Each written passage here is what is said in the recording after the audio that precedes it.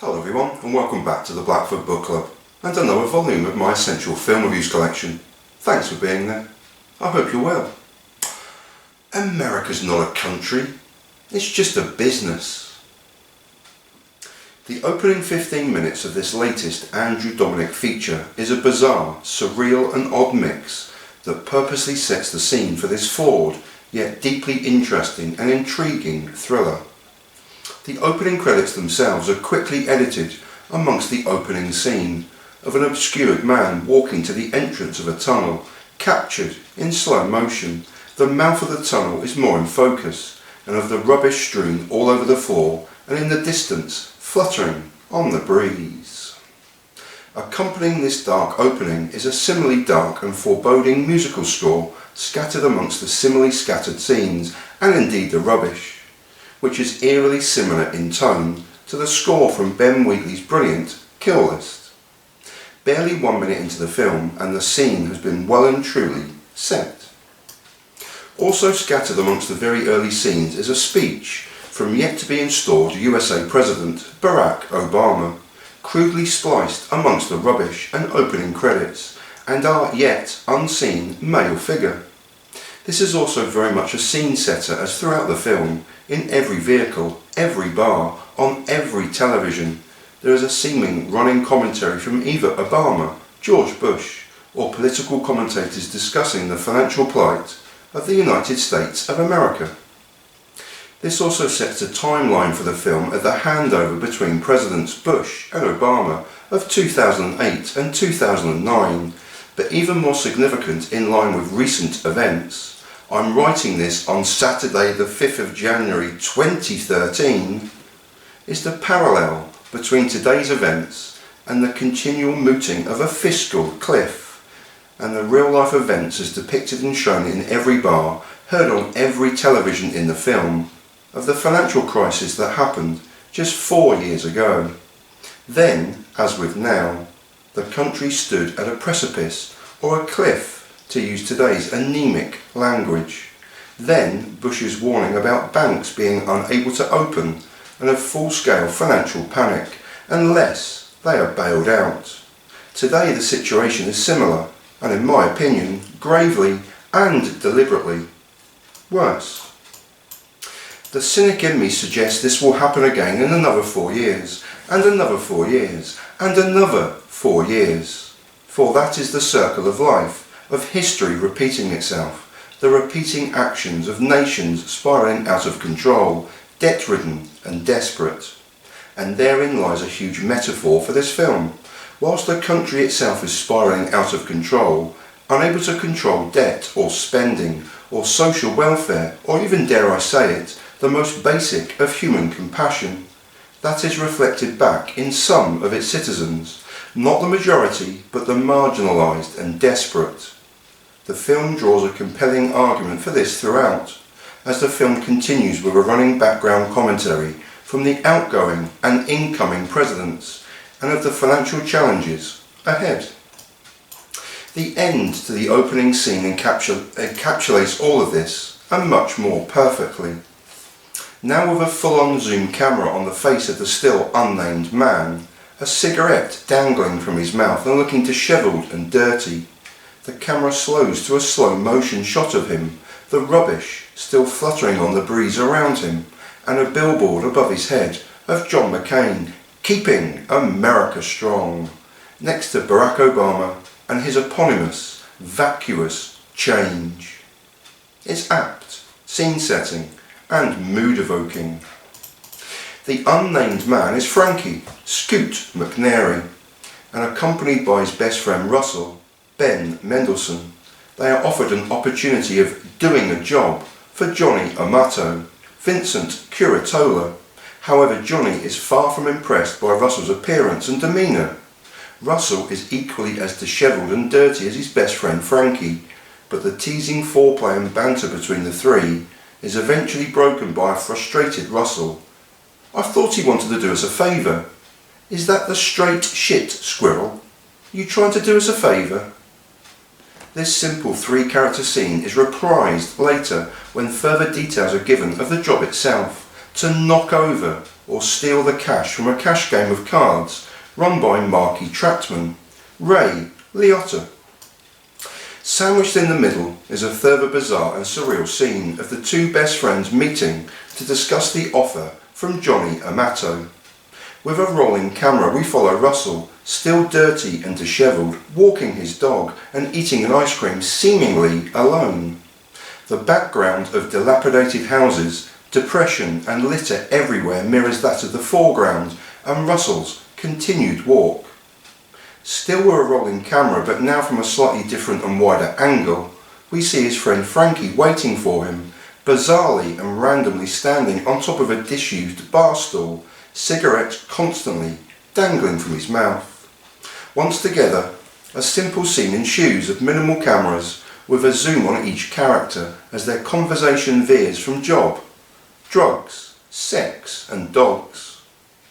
It's a random, awkward conversation, all with a backdrop of another Obama campaign poster over the shoulder of Russell, but just out of focus, and with the scene ending as bizarre as the scene itself, with the two friends walking away from each other in opposite directions, captured on a longer distance camera that remains long after the characters have departed, fully depicting the decrepit surrounds in which they've had this surreal exchange. Following a series of narrated flashbacks, including a fantastic yet brief Ray Liotta plays madman scene, the opening 15 minutes draws to a close, following yet another surreal and bizarre conversation between Frankie and Russell as they drive towards the job they have now accepted. Reprising their earlier conversation in many ways, this particular conversation is even more grotesque than their previous one, but does narratively give far more flavour for both their backgrounds, their future intentions, and many nods to their predicaments both past, present and future. The conversation veers towards darkly comedic, which the film needs at this point, and once arrived at their destination and checking their poorly thought out equipment for the job, Frankie tellingly states, "We're going to look like a bunch of fucking amateurs." They enter a dark, dank and drab tunnel towards a disused building to begin their job. Aside from the aforementioned talented cast, there are four further important roles of note. Sam Shepard plays a short cameo as Dylan, as does the brilliant Richard Jenkins as the driver. James Gandolfini plays Mickey, with more than the touch of the absurd and frankly bizarre, but the performance is pitch perfect and all the better for Gandolfini's bizarre portrayal. There is one further important role of note, however before I praise this more fully below, it is perhaps prescient to return to the characters mentioned in the opening 15 minutes. The four key roles are split, with Ray Liotta and Vincent Curatola purely supporting those of Scoot McNairy and Ben Mendelsohn. In support, Liotta is superb as the risk-taking, on-edge Marky Trattman. His brief madman scene is pure Liotta at his best, over the top and scene-stealing best. Curatola dominates as the job-giving boss, however it's Scoot McNairy and Ben Mendelsohn who really shine. Both on edge, living day to day, their individual desperate needs almost melt into each other, mirroring the other's personality both for good and bad. Both performances are simply stunning, but the marquee name is of course Brad Pitt. Jackie Brad Pitt, entering the film to the strains of Johnny Cash's When the Man Comes Around. This is brilliantly used as Jackie is in effect in town to close issues, sweep up problems, collect his money and move on. A gun for hire to protect mafia interests and silence critics. A matter-of-fact enforcer, Jackie dominates every conversation with a constant detachment, totally in control of every situation, yet equally distant from it. Prophesizing perhaps there's a plague coming. The analogy itself is not lost. Jackie is well aware of the world, his place in it, and how he can prosper. Not Pitt's strongest performance, but he does dominate the screen well, if a little coasting at times. With a constant, recurring and obvious analogy of societal and financial breakdown in America, this is clearly a critique, and one could argue a very firm critique of monetary capitalism in America. The film is soaked in this theme of financial despair and anxiety, of a political system that preaches togetherness, one large inclusive for all society, and of change. Even the unseen mafia are described as a corporate body now. The director's camera work here is sublime at times, with twisting, long twisting shots, moving cameras, and some fantastic slow motion cameras capturing bullet time, if you will, many exchanges and conversations, a drug-induced hazy and bizarre conversation, and a balletic style assassination are two fantastic examples. In a film where a good proportion of the scenes are simple talking head scenes, especially within the confines of a cramped car, the director's camera work and the many oblique angles and frames used are the real highlight, as they really catch the eye. Darkly comedic at times, and all the better for it, the violence is prolonged, very graphic, brutal and very zoomed in at times.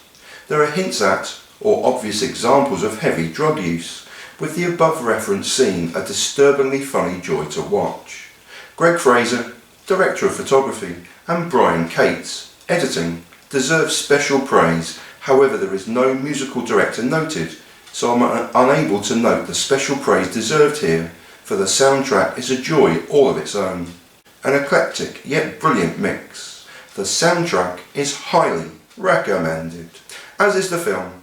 Not flawless, but 97 minutes of dark intrigue, shocking violence, and a brutal attack on disaster capitalism.